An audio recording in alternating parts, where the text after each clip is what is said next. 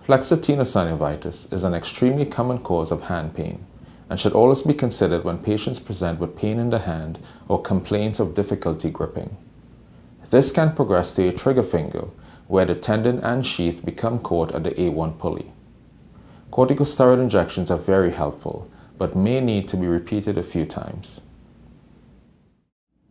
Injections around the flexor tendons of the hand are often done for flexor tendonitis, trigger finger, or trigger thumb. The tendon is usually tender along its distal portion and under the A1 pulley.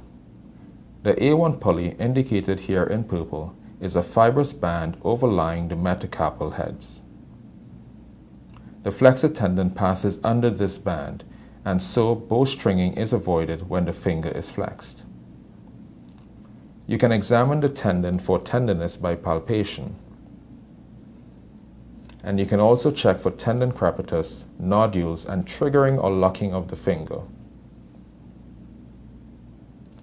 Swelling and nodules along the tendon can cause trigger finger as the affected area gets caught at the A1 pulley.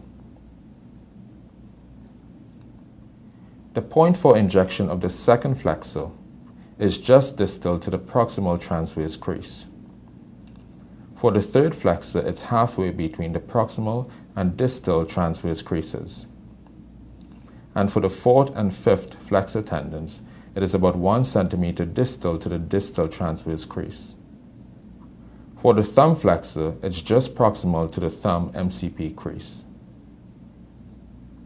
Mark the injection point with a retractable pen. In this case, I am using the third flexor tendon for demonstration. Remember to avoid injecting towards the sides of the tendon, as the neurovascular bundle can be damaged. These injections should always be done using sterile precautions. A no-touch technique is used, meaning that once the area is clean, it must not be touched with anything but sterile needles.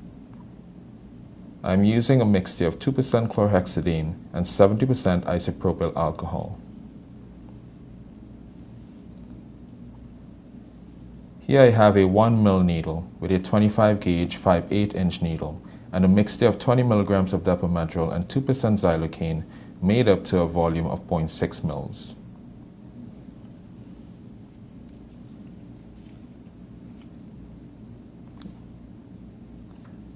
Advance the needle vertically down towards the tendon sheath.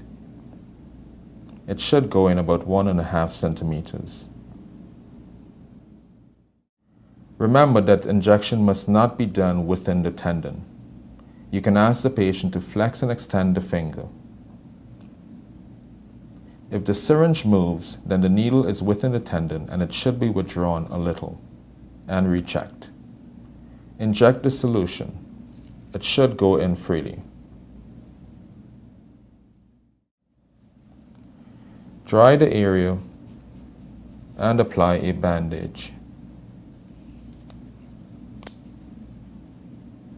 Ask the patient to flex and extend the fingers. Pain relief can be almost immediate.